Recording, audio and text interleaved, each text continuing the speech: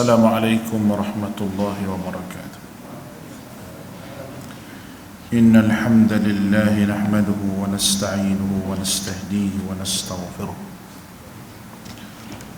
ونؤمن به ونتوكل عليه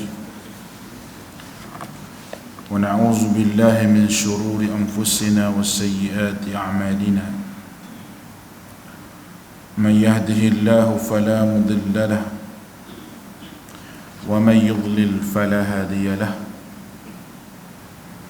أشهد أن لا إله إلا الله وحده لا شريك له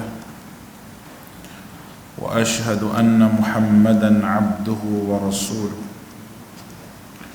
اللهم صل على محمد وعلى آله وأصحابه ومن تبعهم بإحسان إلى يوم الدين. قالوا سبحانك لا علم لنا إلا ما علمتنا إنك أنت العليم الحكيم. ولا حول ولا قوة إلا بالله العلي العظيم. اللهم علمنا بما جهلنا وذكرنا منه ما نسينا. ربنا زدنا علما وارزقنا فهما. Alhamdulillah, bersyukur kita kehadrat Allah dengan limpah kurniaan nikmat daripada Allah Subhanahu wa taala. Kita dapat bersama-sama pada malam ini bagi meneruskan lagi kitab kita ataupun perbincangan kita berkenaan dengan usul bid'ah ataupun perkara-perkara yang boleh kita tahu berkaitan dengan benda-benda bid'ah dan juga benda-benda sunnah Nabi SAW. Pada perbincangan kita yang lepas, saya disebut beberapa perkara makna bid'ah daripada sudut bahasa dan juga sudut syarak. Daripada sudut bahasa ni, iaitu benda yang mempunyai dua maksud. Daripada sudut bahasa, iaitu benda yang perkara yang memulakan penciptaan sesuatu dan mengadakan satu perkara yang belum pernah diadakan lagi oleh orang yang sebelum daripadanya. Ia sudut bahasa. Kita bukan nak bincang daripada sudut bahasa tu, tapi kita nak bincang daripada sudut syarak dia. Kerana Nabi kita Muhammad sallallahu alaihi wasallam diutuskan untuk menyatakan syariat agama ataupun hukum syarak ini. Jadi kita kena tahulah. Dari sudut syarak, saya telah sebut 3 perkara pada bulan yang lepas. Itu yang pertama sekali, al-ihdath, melakukan sesuatu yang tiada contoh daripada sebelumnya. Jadi sudut ibadah, sama ada perbuatan itu direka buat kali pertama, seperti sembahan berhala yang tidak ada pada awal kewujudannya. Ini dinamakan al-ihdasul mutlaq, iaitu satu perkara yang mutlak ataupun satu perkara yang berlaku dan awalnya orang Mekah ni sendiri dia memegang agama Nabi Ibrahim. Sebab itu mereka buat haji dan mereka juga bersolat dan mereka juga bersedekah, orang Mekah tu sendiri, kerana mereka berpegang dengan dalil Nabi Ibrahim. Cuba tutup kipas ni. Ini kipas ni, tengok. Sejuk.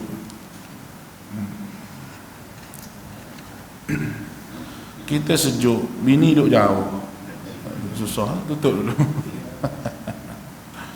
Baik. Terima kasih. Baik. Maknanya, perbuatan yang disebut sebagai perkara baru ni dibuat oleh yang bernama Amr bin Luhai, yang dikatakan melakukan bid'ah kerana dia yang buat mari berhala di Mekah tu sendiri. Orang tak pandai sembah berhala pada peringkat awal. Orang semua berpegang dengan agama Nabi Ibrahim. Yang keduanya, kita kena faham, bukan semua sahabat menyembah berhala. Bukan semua sahabat menyembah berhala. Abu Bakar tak pernah sembah berhala. Sahabat Nabi yang nama Abu Bakar ni, dia tak pernah sembah berhala. Dia bukan tak ada agama, tidak. Tapi Allah Subhanahu Wa Taala bagi kepada dia satu sifat semula jadilah diri dia, yang mana dia boleh fikir bahawa tak logik sembah berhala. Itu Abu Bakar punya fikiran. Dalam riwayat kata Umar pun dia tak sembah berhala, tapi dia suka tengok orang sembah berhala. Umar dia tak sembah berhala, tapi dia suka tengok orang sembah berhala. Suka macam mana? Jadi satu hari Umar duduk seorang-seorang, dia menangis, dia suka. Dia menangis, dia suka. Seorang khalifah di zaman dia tu, dia lepas pada Rasulullah wafat lah. Jadi orang tengok dia ni kejap suka, kejap menangis, kejap suka, kejap menangis. Pelik lah. Jadi orang tanyalah, kenapa wahai Umar? Oh, dia kata, aku ingat zaman jahiliah dulu, kalau aku mati zaman tu, dia kata. Menangis. Terharunya dia, Allah Ta'ala pilih dia untuk menjadi Islam. Yang dia suka tu sebab apa? Dia suka tu, dia kata sembah berhala. Dia kata, orang sembah berhala ramai-ramai. Berhala tu dia buat dengan macam-macam. Ada buat dengan buah tamar, pokok tamar ni, kurma tu lah. Jadi bila dia sembah berhala, bila dia rasa lapar, dia ambil hidung Tuhan dia tu, dia makan. Dia ambil telinga, dia makan. Dia ambil lengan, dia makan. Dia, Tuhan dia pun dia makan, orang jahiliah ni. Tadi tu dia kata, aku nak suka kerana tu. Tapi asalnya, kalau kita buka kitab sirah itu, asalnya mereka berpegang dengan agama Nabi Ibrahim dan mereka mengamalkan apa yang diamalkan oleh Nabi Ibrahim AS. Itu jelas. Baik. Ini menunjukkan bahawa datangnya perkara sembah berhala ni adalah perkara bid'ah yang dibuat pada ketika itu. Yang kedua, bid'ah ni dia panggil al-muhdath ataupun al-muhdathah. Jadi disebut Nabi, wa kullu muhdatsatin bid'ah. Apa makna al-muhdas? Namun sebegitu kebiasaannya lafaz ini merujuk kepada sesuatu perkara yang baru yang tercela, sama ada dalam agama ataupun selainnya. Kerana termasuk dalam mana ihdas adalah perbuatan maksiat. Termasuk dalam ihdas perbuatan maksiat. Oleh itu dapat kita ketahui bahawa ihdas lebih umum daripada ibtida', daripada bid'ah. Al-ihdath itu lebih umum lagi, sebarang benda yang perkara-perkara keji, perkara-perkara yang boleh membawa kepada kehancuran kepada agama ini. Baik, ulama-ulama kita ramai menakrifkan berkenaan dengan bid'ah. Ada yang takrif daripada sudut bahasa dan ada yang takrif daripada sudut istilah. Kita tidak mahu ambil daripada sudut istilah bahasa tu, kita tidak mahu ambil. Kita nak ambil daripada istilah syarak. Sebab berdasar kepada perkataan Nabi sallallahu alaihi wasallam, man ahdatha fi amrina. Man ahdatha fi amrina maknanya sesiapa yang melakukan ihdas, melakukan perbuatan yang keji yang berbentuk agama, fi amrina. Fi amrina ni maknanya apa, tuan-tuan? Fi amrina ni maknanya dalam perkara yang bersangkutan dengan Nabi sallallahu alaihi wasallam. Itu perkara syariat. Kalau kita ambil daripada sudut bahasa, tak selesai masalah, sebab Nabi bukan nak mari mengajar bahasa Arab kepada kita.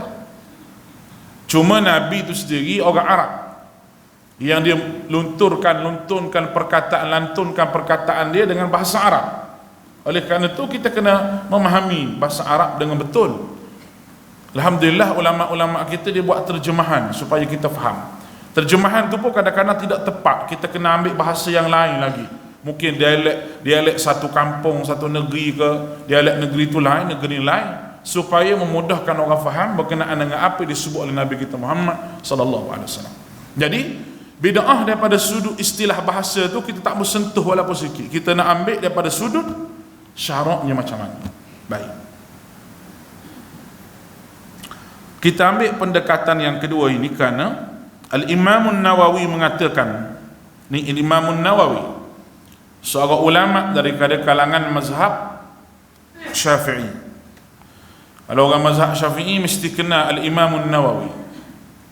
Dia kata bid'ah ialah mengadakan sesuatu yang tidak ada pada zaman Rasulullah SAW. Itulah dia kata, mengadakan sesuatu syariat yang tidak ada pada zaman Nabi SAW. Itu dinamakan sebagai bid'ah. Apa benda yang tak ada pada zaman Nabi, nanti dia akan sebut, dia akan cirikan beberapa perkara yang tak ada pada zaman Nabi. Yang keduanya, Asy-Syatibi, seorang ulama juga, memberi takrif bid'ah adalah satu perkara direka dalam agama menyerupai dengan syariat dan melakukan tujuan untuk berlebih-lebih dalam beribadah kepada Allah. Jelas. Asy-Syatibi kata satu perkara yang direka yang menyerupai syariat agama. Maknanya perkara tersebut nampak macam agama, nampak macam betul, nampak macam ada dalil, tapi benda tu semua dibuat dalam keadaan untuk beribadah kepada Allah Subhanahu wa taala.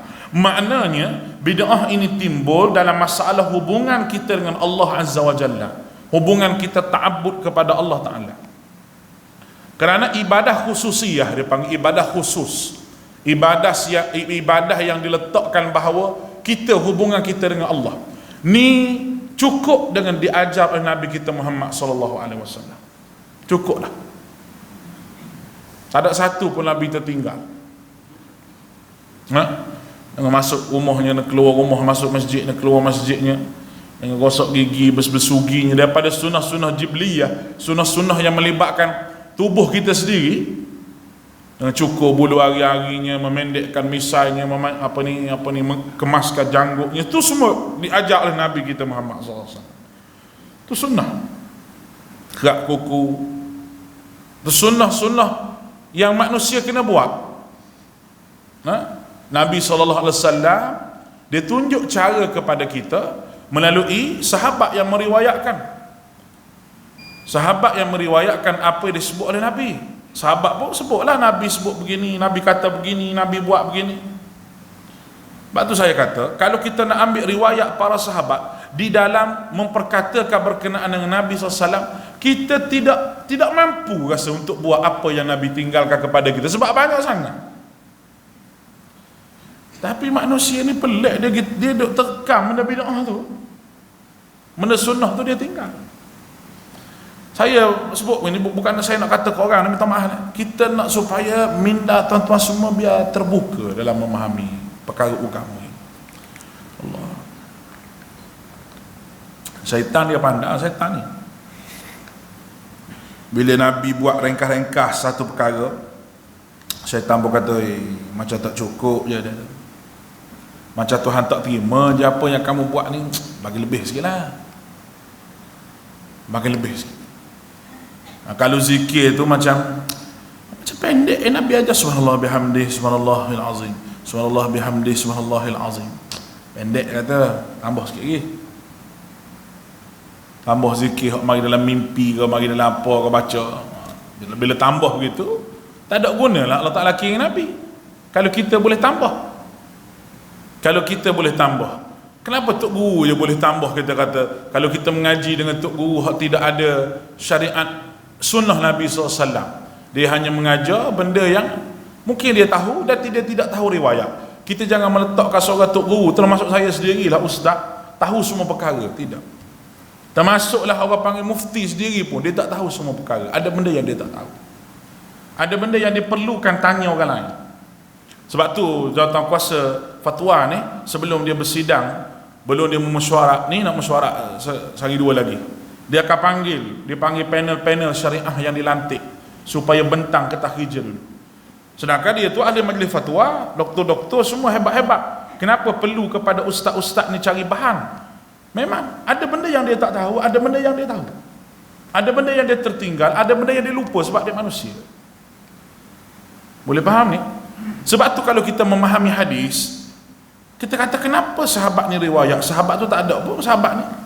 Kalau kita kata semua sahabat tu pakat duk kumu Nabi, tak kerja buat lah sahabat. Tidak. Ada orang yang betul-betul duduk dengan Nabi SAW. Huzaifah, Abu Hurairah, Zaid bin Harisah, ni semua ni orang yang duduk bersama dengan Nabi. Orang panggil setiausaha sulit Nabi. Ada 4-15 orang. Dan ada ahli sufah yang duduk tu, bila kurang dalam riwayat kata 40 orang pun ada.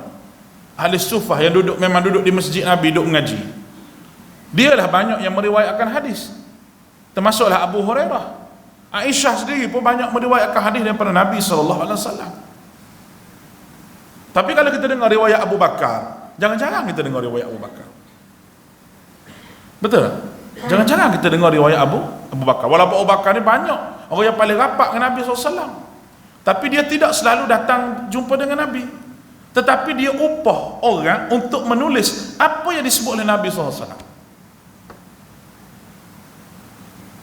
Tu yang timbul hadis mursal sahabi, itu istilah-istilah yang diberi oleh ulama hadis tu. Jadi benda tu kita kena faham. Kalau kita tak faham yang tu tuan-tuan, kita ditipu oleh orang. Di tangan saya ni ada 2 kertas yang saya nak suruh tuan-tuan photostat. Saya tak sempat nak photostat ni. Photostat sendirilah nah. 2 ni. Bab tawassul dengan kubur. Bab minta dengan orang mati. Ni ditulis oleh sahabat saya seorang, lebih kurang dalam 6 muka surat. Dia buat mari dengan dalil, dan ni yang ditulis oleh saya sendiri.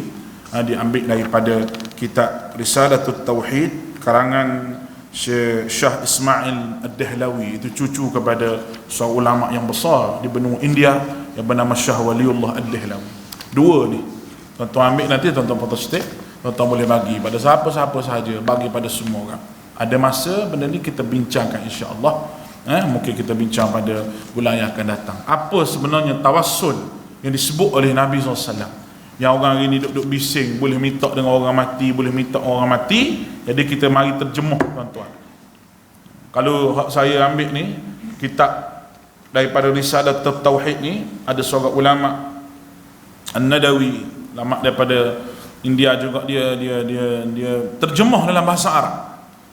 Asal kitab tu bahasa Urdu kitab tu. Tapi kitab tu sungguh bagus. Dia merungkai semua keadaan yang boleh membawa kepada manusia syirik. Bab tangkal, bab percaya pada tangkal, percaya pada tongkat, percaya pada tasbih, percaya pada cincin, macam-macam. Ada orang percaya begitu. Cincin dia boleh mengubat penyakit begini. Ada orang percaya begitu. Jadi benda tu sebenarnya dah bertapak di India, Pakistan tu lama dah, sehingga tubuhnya satu kumpulan yang disebut sebagai kumpulan Berelwi. Kumpulan Berelwi di Pakistan. Memang ada lah. Di tempat dia memang ada. Lata Darbar nama tempat dia tu. Tuan-tuan boleh tengok orang dia tu pakai serban ni warna hijau dia pakai. Pakai serban warna hijau dia pakai, dia sentiasa merintih kononnya dia rindu pada Nabi SAW. Tapi hakikatnya dia membawa kepada kesesatan. Reza Khan Berelwi itu nama ketua dia. Dan benda ni masuk dalam Malaysia. Termasuklah ajaran beribadah di kubur ini merupakan salah satu daripada ajaran puak-puak ni. Sebab tu saya ambil ni, tuan-tuan baca. Tuan-tuan baca, simpan elok-elok, simpan anak cucu akan datang.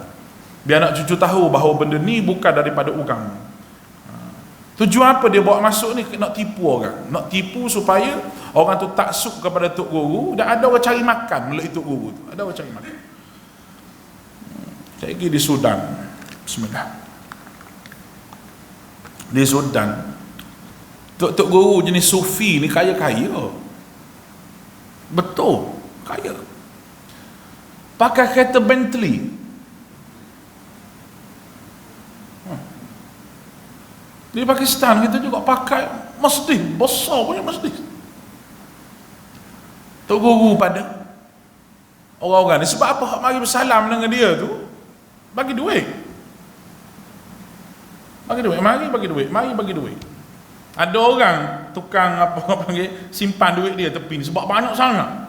Orang nak bersalam dia tu nak ambil berkat, sebab dia mengatakan bahawa, orang mengatakan bahawa dia tu berkat. Orang yang mari bersalam dengan dia, orang yang banyak dosa, tangan akan jadi panas. Padahal dia pakai jin. Bukan main-main lah, kita tengok depan mata lah benda ni. Boleh tengok. Kalau tuan-tuan nak pergi pun boleh pergi tengok. Habis-habis Covid ni kita pergi melawat tengok. Macam mana keadaan. Dan benda tu akan jadi di tanah Melayu ni kalau kita tak jaga benda tu, memang akan jadi. Sebab dia memang cuba nak masuk. Itu pentingnya kita mengaji benda-benda yang berkaitan dengan bid'ah ni, bukan kita nak membid'ahkan orang. Tidak. Kita mengaji benda bid'ah, bukan kata, awak buat benda bid'ah, bid'ah awak sesat. Tidak. Kita bukan nak membid'ahkan orang. Kita nak jaga diri kita daripada benda bid'ah dan juga keluarga kita. Cukuplah. Itu tuntutan agama ini. Yang pertama sendiri kita tak terlibat dengan benda bid'ah. Yang keduanya, orang-orang berkaitan dengan kita, kaum kerabat kita ke, kita ada kuasa kepada dia. Kalau kita ada kuasa pada dia nak halang, kita nak macam mana? Kita ada mak mentua contoh dah. Dia tu kita kata nak buat sunnah tak sunnah, kita kata. Kita kena pelan-pelan lah. Boleh balik mak buat begini ni, saya mengaji dengan Ustaz Khairul, Ustaz Khairul kata bid'ah masuk neraka. Mak Oti tak masuk neraka. Aku juga kena. Sebut nama kita. Betul orang kampung kata tak boleh mengaji dengan dia tu Wahabi. Dia dah ketimbul perbalahan. Jadi kita slow-slow lah dalam bab ni. Jangan kita terlalu kerah dan kasar. Kita kena bertegas dalam bab akidah. Tapi kalau bab berkaitan dengan hubungan dengan masyarakat ni, kita kena tegas juga. Tapi biar kena cara. Biar kena dengan cara. Yang mungkin kita boleh buat baik dengan dia dulu. Mungkin kita boleh buat ihsan dengan dia dulu. Ihsan yang makna buat kebaikan dengan dia. Kita ada duit sikit, kita beli hadiah ke dia. Lama-lama dia malu pada kita. Kita sebut apa-apa pun mungkin dia akan ikut. Begitu je. Jadi kita nak mengaji ni, kita nak tahu macam mana sebenarnya hubungan kita dengan Allah Ta'ala.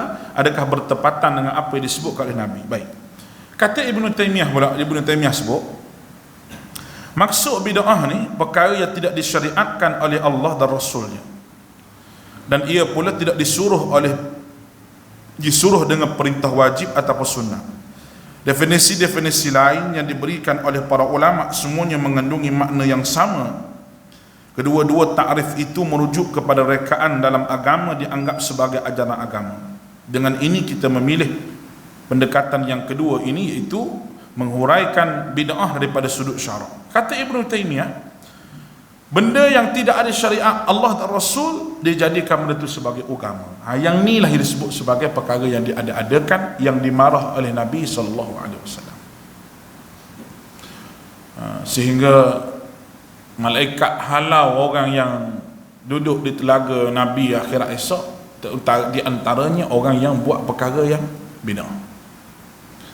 Maknanya perkara ni bukan perkara ringan, tuan-tuan, perkara yang berat. Baik. Cuma ada beberapa penggunaan yang digunakan oleh para sahabat berkaitan dengan bid'ah ni. Contoh, kalau kita tengok, kita baca sikit. Penggunaan bid'ah oleh Sayyidina Umar. Perkataan bid'ah ada kalanya dipakai dalam erti bahasa oleh para sahabat. Disebutkan oleh Sayyidina Umar tentang menghimpunkan orang ramai dengan satu imam bagi solat tarawih. Perkataan bid'ah digunakan dengan Umar menyebut inilah bid'ah yang paling baik. Sayyidina Umar buat begitu tu bukan reka agama tu, sebab benda tu telah ada dalil di zaman Nabi SAW, iaitu para sahabat menunggu Nabi untuk solat berjemaah. Masa semayang tarawih berjemaah, sahabat tunggu Nabi. Hari kedua sahabat tunggu. Hari pertama Rasulullah semayang, sahabat ikut belakang. Sahabat kata lama Rasulullah baca. Lama Rasulullah baca tu sujud, lama rokok, lama Rasulullah baca. Sudah semayang, sahabat request dengan Rasulullah. Dia kata, Rasulullah, esok panjangkan lagi bacaan tu. Lah, ingat nak suruh pendek, sebab baca panjang lah. Kalau kita dengan tu imam memang begitulah. Kalau tu imam baca panjang, pendek sikit tu imam. Sahabat bukan jenis begitu. Panjangkan Rasulullah sikit bacaan dia biar sampai subuh, sebab Rasulullah semayang tu sampai sepertiga malam. Isyak tu sampai sepertiga malam, makna lama lah. Esok dia request lah nak semayang sampai ke subuh. Kata riwayat kata esok Rasulullah tak keluar. Rasulullah tak keluar. Maknanya kalau Rasulullah buat jemaah tiap-tiap semayang tarawih, Rasulullah takut Allah Ta'ala mewajibkan kepada umat dia. Berat. Itu Nabi kita. Nabi kita dia fikir benda yang jauh daripada kita. Maka dalil semayang tarawih berjemaah itu ada dah pada zaman Nabi. Sebab tu Sayyidina Umar ambil, cuma Sayyidina Umar menghimpunkan ramai-ramai. Dan dia buat 20 rakaat. Ada hak tak semayang tarawih ni? Tak ada hak. 8 pun boleh buat, 20 pun boleh buat. Sebab apa? Sebab Sayyidina Umar ni termasuklah hadis Nabi, alaikum bisunnati, kepada kamu sunnah aku dan sunnah khulafa ar-rasyidin. Khulafa ar-rasyidin wal mahdiyin. Termasuk Sayyidina Umar. Maknanya benda itu ada akuan daripada Nabi. Kita duk buat satu perkara, kita duk ambil logik. Sayyidina Umar buat bid'ah, kita boleh sebut Sayyidina buat bid'ah. Punya kurang hajarnya mulut kita. Kita tak pandai. Kita tak erti, kita tidak faham. Kita menuduh sahabat buat bid'ah. Ya, mungkin sahabat buat tu dari bid'ah daripada sudut bahasa yang tidak pernah dihimpunkan di zaman Nabi SAW. Tapi dalilnya ada pada zaman Nabi. Tu kita kena faham dengan baik. Kalau kita tak faham yang tu, yang inilah, isu inilah yang selalu diputarbelikkan oleh orang yang nak mempertahankan benda yang tidak ada nas dan dalil daripada Nabi. Sebab tu dia kata semayang tarawih ni asalnya sunnah. Dan Sayyidina Umar menghimpunkan orang dengan satu imam, boleh dianggap sebagai perbuatan baru, tapi bukan boleh dikata sebagai bid'ah. Tidak, kerana sahabat pun ada hak semayang dengan Nabi.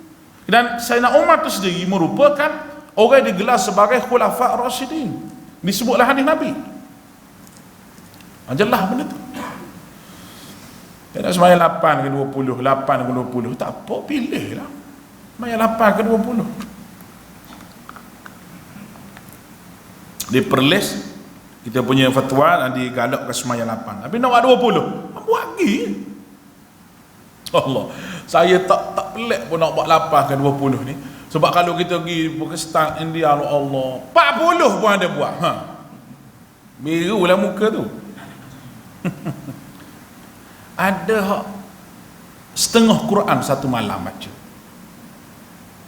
Ada. Nak 8 hak jenis pendek ke, nak 8 hak jenis panjang. Nak 20 ke, nak 40 ke, nak 60, boleh. Bagaimana kata guru kita dulu, ada satu bangunan tu dia 4 tingkat. Bawah tu semayang 8, atas tu semayang 20, atas lagi 40 sampai 60. Semayang lagi. Kita hak 8 pun nak habis ni kosong. Oh, kalau kena 40 merakok mari masjid. Betul tak? Nak bising apa 8 ke 20. Biasanya hak bising 8 ke 20 dia tak semayang, dia duduk kedai kopi. Dia sendiri tu tak semayang. Oh, dia duduk bising, kita buat 20 lah ni, boleh ni apa buat 8. Dia 2 rakaat lepas tu balik. Mazhab apa tak tahu 2 rakaat. 8 ke 20 tu isu nombor 2. Isu pertamanya Nabi sebut siapa yang boleh qiyam habis bersama imam, maka dia dapat pahala qiyam penuh satu malam. Maknanya orang yang semayang qiyam Ramadan, tarawih kita panggil, habis dengan imam, maka dia boleh pahala satu qiyam yang mana sepanjang malam semayang, itu pahala dia. Nah, kalau orang semayang 4 rakaat lepas tu balik, semayang 8 lepas tu balik, tak habis bersama dengan imam, maknanya semayang 6 ke dia balik, tak habis bersama imam, maknanya dia tak dapat pahala satu qiyam. Pahala qiyam tu dapat, tapi pahala seolah-olah dia qiyam sepanjang Ramadan tu tak dapat. Itu yang kita nak rebut. Karena kalau kita semayang jenis 8 rakaat, kita pergi cari masjid hak 8. Dan Imam Syafi'i sebut, kalau buat 20 pendekkan sikit bacaan. Kalau buat 8, panjangkan sikit bacaan. Panjang sikit bacaan. Buat 8, ambillah 1 rakaat paling kurang 1 helai. Satu rakaat satu helai, satu rakaat satu helai. Oh tu pun muka lain macam dah. Kalau boleh 2-3 ayat. Dulu lama dah. Masa tu saya muda-muda lagi. Ni pun muda lagi. Nah, masa tu umur lebih kurang dalam 20-an, awal 20-an. Orang jemput lagi jadi imam tarawih. Jauh dah naik kapal terbang. Naik kapal terbang sampai tempat tu. Lepas sambut lah kita. Sambut mari nak kereta besar kereta. Kereta besar. Di semayang di rumah. Adalah, tak mau sebutlah nama dia tu, malu dia. Sebab dia orang besar juga.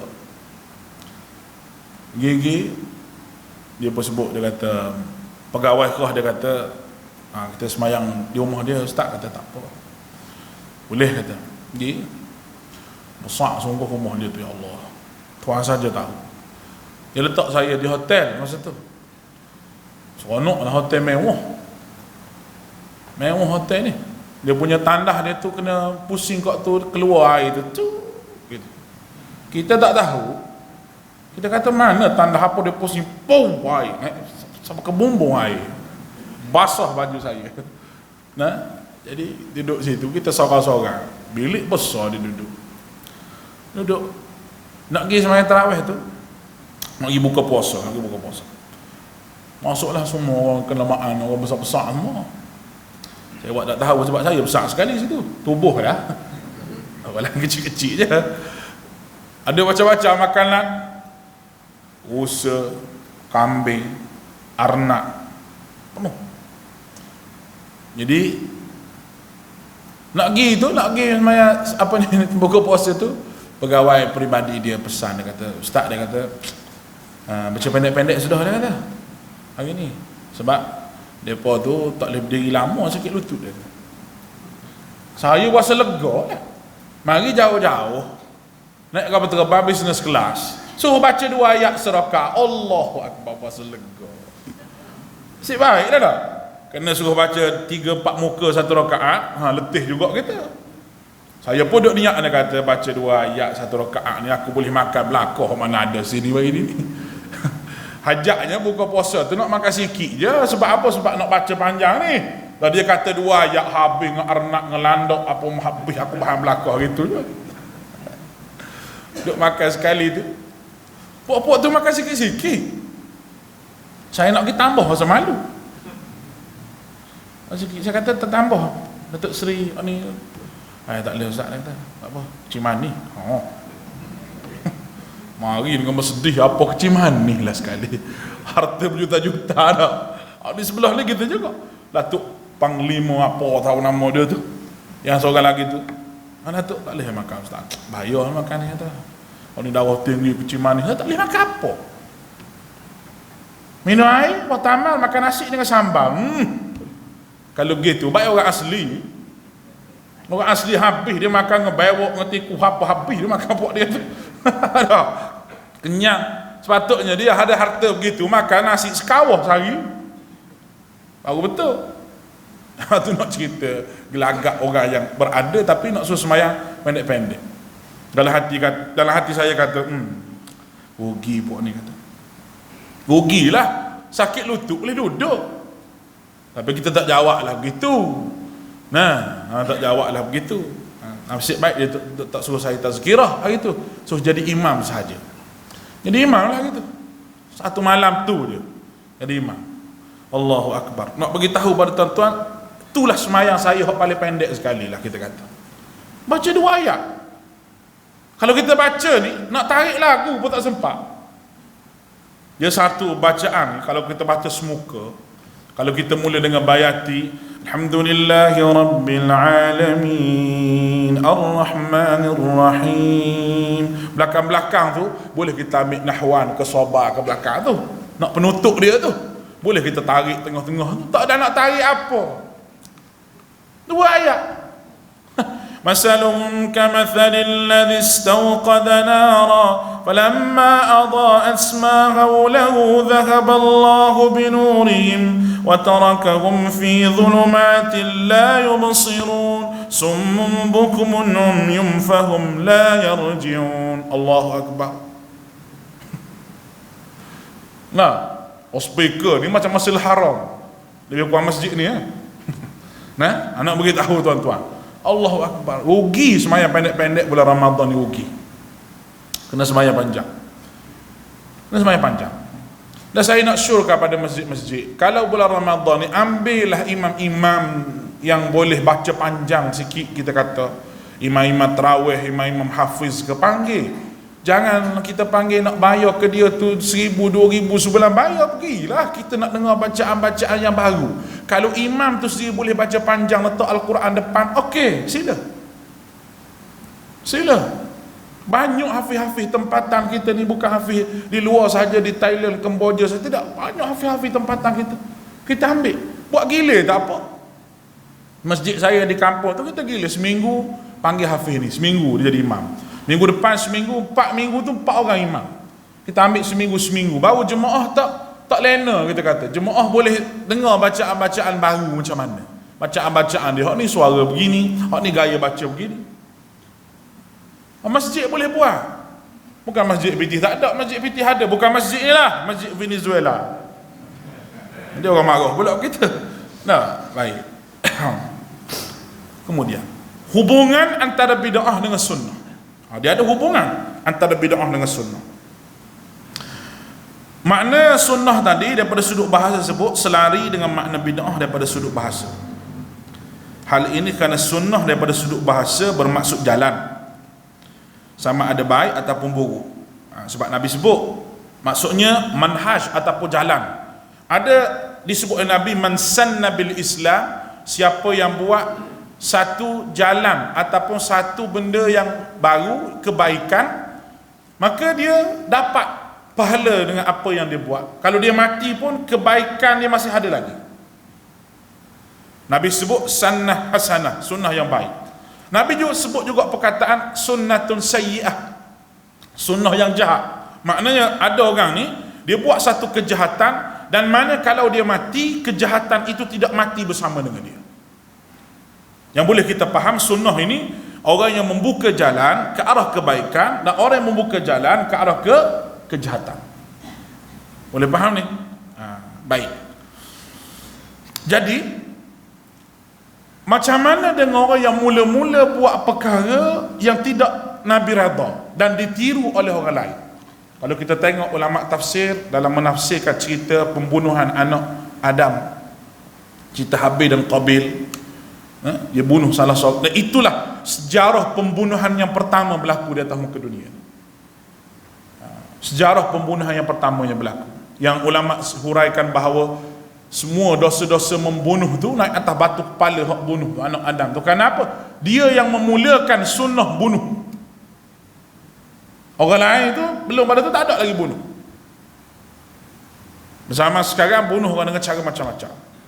Dengan cara macam-macam. Yang boleh kita tengok, racun orang, nak bunuh peringkat yang ramai sikit, letak bom nuklear, letak bom kimia, sebagaimana kita tengok rakyat Syria tu, macam mana dia buih mulut dia, sedar-sedar duduk bangun pagi esok tadi nak menyawa, kerana dibom dengan bom kimia. Tu cara pembunuhan. Kita diharamkan bunuh, tak boleh bunuh sama sekali. Tu dosa bunuh. Apabila kita buat satu dosa, orang lain tiru dosa kita, maka itu adalah dosa yang tidak mati bersama dengan kita. Jadi kita balik, kita fikir dosa apa yang kita buat yang tidak mati bersama kita, kita segera bertaubat. Baik. Bagi orang yang salah menyebut perkara-perkara yang berkaitan dengan agama, kalau dia nak bertaubat dengan Allah Ta'ala, Allah Ta'ala ceritakan bagaimana taubat ahli kitab. Taubat ahli kitab. Ahli kitab dia bertaubat dengan Allah, dia kena buat beberapa perkara. Dia kena tabu, dia kena bertaubat. Wa aslahu, dia kena memperbetulkan apa yang dia sebut. Wa bayyanu, dia kena beri penerangan. Makna taubat bahagian diri dia dengan Allah, dia kena memperbetulkan balik kesilapan dia salah sebut tu, dan dia kena beri penerangan kepada orang sepenuhnya. Faulaika atubu alaihim, baru Allah Ta'ala terima taubat dia. Kalau tidak buat begitu, Allah Ta'ala tidak sama sekali akan terima taubat dia. Maknanya beratlah. orang yang ada agama, orang yang mengajar agama, dia salah dalam memfatwakan satu perkara yang mana kesalahan tersebut bersifat batil, bukan bersifat khilaf ni. Kalau kunut tak kunut tu orang panggil khilaf. Bismillah kuat, bismillah perlahan tu orang panggil khilaf. Yang tu tak berdosa, yang tu tak berdosa. Yang berdosa ni memfatwakan, mengeluarkan satu amalan yang mana amalan tersebut tidak pernah diamalkan Nabi, sama ada selawat ke zikir ke, dibaca oleh orang turun temurun, dibaca oleh orang, dia mendapat dosa tak? Dia dapat dosa. Kenapa? Kerana dia telah buat satu zikir yang tidak dinaskan oleh Nabi SAW. Itu benda bahaya. Bismillah. Maknanya kebaikan pun begitu. Buat kebaikan, biar kebaikan itu tidak mati bersama dengan kita. Baik, kita pergi ke Mekah, buat kebaikan, tawaf haji semua, tawaf umrah apa, biasa lagi umrah lah. Kalau kita mati, kita balik Malaysia apa semua sekali, pahala tu setakat tu lah. Pergi umrah, pahala banyak semayang Masjidil Haram, banyak tu. Balik semayang di Masjid Sentua ni, pahala biasa lah. Tetapi duit yang kita nak pergi ke Mekah tu, dah kita pergi Mekah banyak kali dah, duit itu kita ambil buat pergi rumah anak yatim, buat pergi pada orang miskin. Itu pahala yang tidak mati bersama dengan kita. Dalam bab ni Dr. Sukhrawi telah sebut bahawa adalah satu kemaksiatan bagi seseorang yang pergi melaksanakan ibadah umrah dengan banyak kali, sedangkan dalam kampungnya terdapat orang yang tidak boleh makan. Tak jadi pahala tapi jadi maksiat. Jangan main-main. Sebab apa? Sebab kadang-kadang awal kampung kita tu ada orang susah, ada orang miskin, apatah lagi musim PKP ni, musim PKP. Tadi berita yang dikeluarkan oleh Majlis Bandaraya Kuala Lumpur, peningkatan gelandangan di ibu kota, kerana ada di antara mereka yang dihalau daripada rumah sewa, tak nak bayar rumah sewa, kerana kilang kurangkan orang untuk bekerja, kena buat. Patut kerajaan kena fikir kerajaan kena fikir. Ni kerajaan tak fikir apa? Duk fikir siapa nak jadi menteri besar, buat undi tak percaya. Sekejap tukar kerajaan ni, sekejap naik kerajaan ni, sekejap naik ni, naik ni. Dia ingat kerajaan orang rakyat bagi ke dia dengan harta mak bapak dia. Nak marah, minta maaf dah. Orang politik dia fikir tu. Dia fikir al-fulus kullu lulus. Kita nak jawab lah, al-fulus fid dunia wal mampus bil akhirah. Itu jawapan dia. Boleh faham lah? Benda betul kita kena kata betul. Tuan-tuan nak setuju tak bersetuju, tuan-tuan punya pasal, mikrofon duduk di saya. Saya mengajar dia tak ada speaker. Kalau ada tuan speaker dia boleh halau saya lah. Nah, tak ada speaker. Tuan-tuan rasa tak puas hati, mari jawab esok apa saya kata. Saya tak ada masalah. Tapi gelandangan nak kita tengok tu, Allah sedih, bawa anak kecil. Ni bukan berita tak sahih ni, berita sahih. Alhamdulillah dah Jabatan Kebajikan Masyarakat ni ada cakna juga. Ada cakna juga pada orang begini. Dan kita letakkan pusat transit gelandangan, kita panggil. Bukan makna duduk situ selama-lamanya, transit tu sementara dapat kerja, dapat rumah. Tapi dah musim Covid begini ni, kena jarak, kena apa, pusat gelandangan sepatutnya boleh muat mungkin dalam 80 orang, kena muat separuh 40 orang. 40 orang lagi duduk mana? Lagi duduk mana? Allahu Akbar. Satu bala yang besar tuan-tuan. Dan bila orang ni dia lapar, bila orang lapar, dia akan buat benda jahat, curi, tipu orang, sebab duit ada. Kita mungkin tak rasa apa, kita duduklah keadaan okey, rumah tak kena bayar, duduk relax, musim harum manis makan harum manis, musim angin timur minum nira petang-petang, relax sambil makan buah pisang lah. Mungkin kita tak rasa apa, tapi di luar sana tu ada orang lebih susah daripada kita. Allah, kita minta Allah Ta'ala angkat apa yang kita ada ni. Jadi saya nak sebut tadi bahawa duit yang kita ada ni afdal kita bagi pada dia.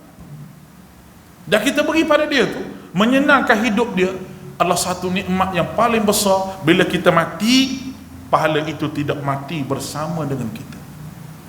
Itu yang kita nak. Dan kita kena cari pahala yang tidak mati bersama dengan kita. Baik. Akhirnya tuan-tuan dirahmati oleh Allah, ada soalan depan saya. Kita berhenti setakat ni sebab ada soalan. Kita jawab soalan. Jadi buku ni insya-Allah lah dia kata duk tengah cetak lagi sikit lagi sebab habis dah.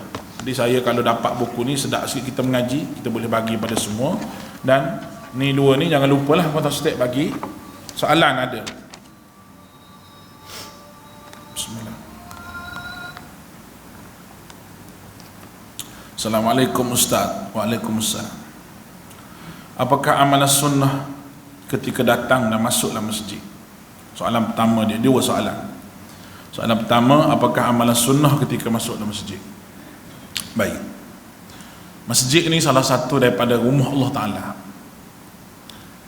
Kita tak boleh nak mengaku masjid ni hak kita, walaupun masjid ni hak kita buat. Betapa besarnya pahala orang yang menjaga masjid dan membersihkan masjid. Sehingga ada seorang wanita yang berkulit hitam di zaman Nabi SAW, kerja dia sapu masjid tu, dia sapu tepi-tepi tu, kerja sapu sampah. Tiba-tiba 2-3 hari tak ada. 2-3 hari tak ada. Nabi tanya, mana kawan tu? Sebulan katanya, sebulan. Nabi baru perasan dia tu tak ada. Mana kawan tu? Sahabat kata, Rasulullah, dia telah wafat, dia telah meninggal. Rasulullah kata, mu tak bagi tahu aku. Rasulullah, dia meninggal tu kami nak bagi tahu Rasulullah, tapi ketika tu tengah hari Rasulullah sedang berehat. Jadi kami urus pokok kami nak beritahu cepatnya kerja sahabat urus jenazah ni.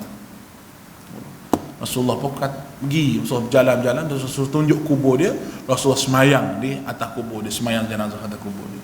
Walaupun dia meninggal dah lama. Jadi begitu besarnya orang yang jaga masjid.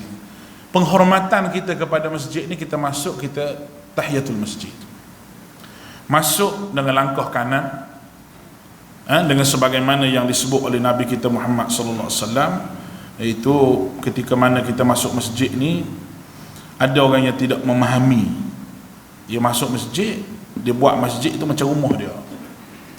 Lebih teruk lagi, sebelum masuk masjid tu dia sembang dulu kat luar tu sambil isap rokok Marlboro. Masuk masjid tu dengan penuh bau rokok. Itu tak hormat pada masjid. Nabi kita Muhammad SAW marah orang yang makan bawang putih, benda jenis bau tu datang ke masjid, kerana bau itu mengganggu orang lain. Masjid tuan-tuan ni kena letak bau-bauan yang wangi. Masjid kita ni biar bau wangi. Letaklah apa-apa pun. Kalau Arab tu ada jenis bakhur tu, ni asap tu, letak berasap tu, benda tu lekat bau. Asap tu dia lekat bau semua, lekat dekat langsir apa semua, dia bau lama. Meletak-letak dalam masjid biar bau wangi. Itu di antara benda yang kita kena jaga masjid. Di antara doanya Nabi SAW sebut, Allahumma ghfir li dhunubi wal faftah li abwaab rahmatik. Masuk masjid. Dan juga apabila kita keluar daripada masjid, riwayat daripada Aisyah radhiyallahu anha, rawahu Muslim, Nabi baca, Allahumma inni as'aluka min fadlik, Allahumma ftah li abwaab rahmatik, Allahumma wa idza kharaja, bila mu nak keluar, faliyaqul, sebutlah Allahumma inni as'aluka min fadlik, Allahumma inni as'aluka min fadlik, sebagaimana tulisan warna hijau. Tu keluar masjid, masuk masjid. Bila masuk masjid, kita kena tahiyatul masjid. Tahiyatul masjid, jangan duduk lagi. Tahiyatul masjid merupakan semayang hormat masjid.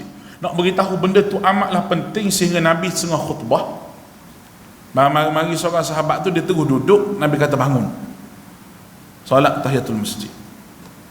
Itu di masjid biasa. Kalau di Masjidil Haram, tawaf merupakan benda yang paling afdal. Maknanya kita masuk masjid, kita tawaf sunat dulu 7 orang. Itu afdal. Kalau tempat biasa, tawaf itu merupakan tahiyatul masjid bagi Masjidil Haram.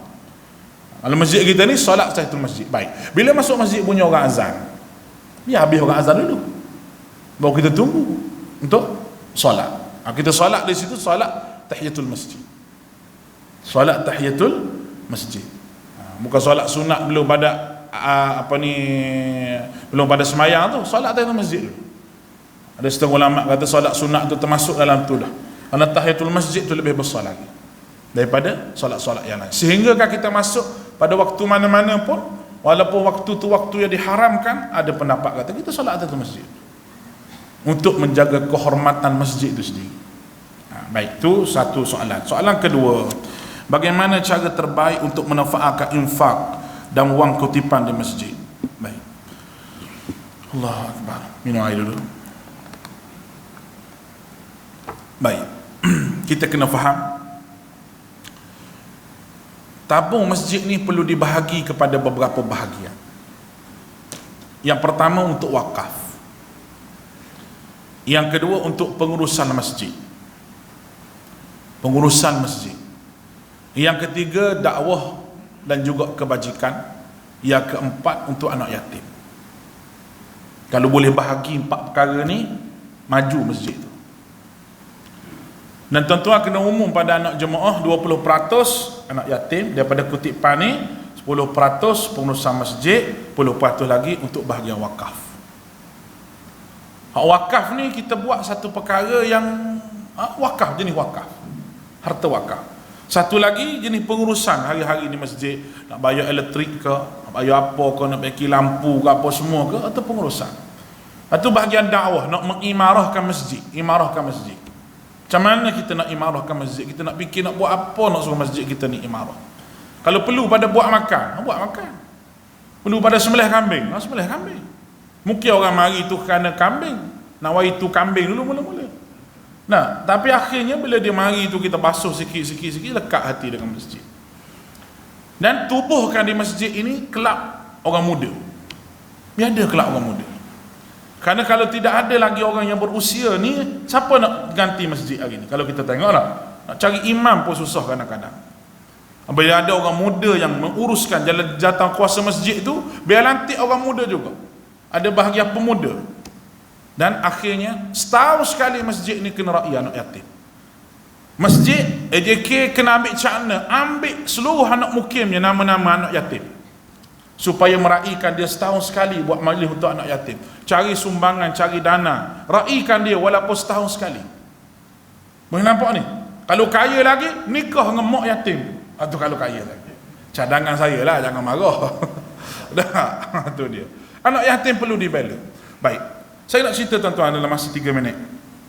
Saya pernah pergi majlis di Thailand, satu masjid nama Masjid Ta'awun di sebelah Fatani, Thailand. Masjid Ta'awun, Kampung Bampu nama. Tiap-tiap tahun saya akan raya haji di situ, kerana di situ memang setahun sekali memang dirai anak yatim. Dia rai sungguh. Dia buat cabutan bertuah, dapat gelang, dapat cincin emas pada anak yatim. Dia kumpul satu kampung tu semua anak yatim, mari malam tu. Dia buat jamuan. Hari tu jamuan makan nasi kerabu, biasa orang sebelah sana nasi kerabu, untuk mengisi tabung anak yatim. Khas tahun sekali. Kita boleh ambil model ni buat balik pada tempat kita. Dan saya tak pernah tengok lagi masjid tempat kita ni buat begini. Ambil cakna bagi anak yatim.